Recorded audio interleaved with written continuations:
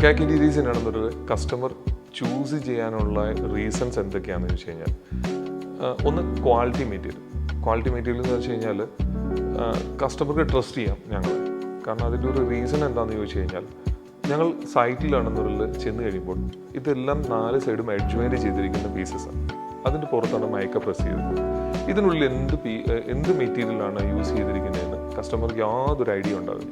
അപ്പോൾ ഞങ്ങൾ എന്താ ചെയ്യുന്നതെന്ന് വെച്ച് കഴിഞ്ഞാൽ, ഞങ്ങൾക്ക് അവർ ചൂസ് ചെയ്യുന്ന ഒരു പീസ് എടുത്ത് നമുക്ക് കട്ട് ചെയ്ത് കാണിച്ചു കൊടുക്കാറുണ്ട്.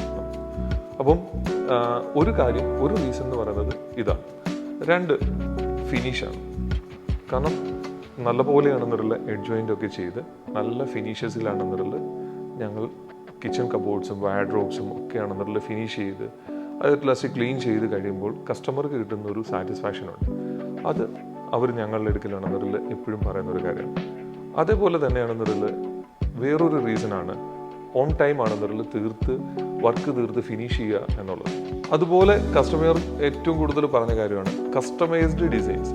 അതായത് കുറച്ച് കമ്പനീസ് എന്താണെന്ന് വെച്ച് കഴിഞ്ഞാൽ അവർ മൈക്കയിൽ മാത്രമേ വർക്ക് ചെയ്തുള്ളൂ, അല്ലെങ്കിൽ പി യുവിൽ മാത്രമേ വർക്ക് ചെയ്തുള്ളൂ.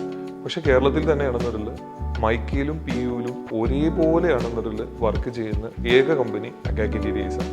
നിങ്ങളിപ്പോൾ ചൂസ് ചെയ്യുന്നത് മൈക്ക ഫിനിഷ് ആണെങ്കിൽ അത് ചെയ്തു തരാൻ ഞങ്ങളെ കൊണ്ട് സാധിക്കുന്നുണ്ട്. അതേപോലെ തന്നെ പി യു പെയിൻറ്റ് ഫിനിഷിലാണെങ്കിൽ അത് ചെയ്തു തരാൻ ഞങ്ങളെ കൊണ്ട് സാധിക്കുന്നുണ്ട്. ഇത് രണ്ടും ചെയ്യുന്ന ഏക കമ്പനി എനിക്ക് ഉറപ്പ് തരാൻ പറ്റും, അത് അക്കാക്ക ഇൻറ്റീരിയേഴ്സാണ്.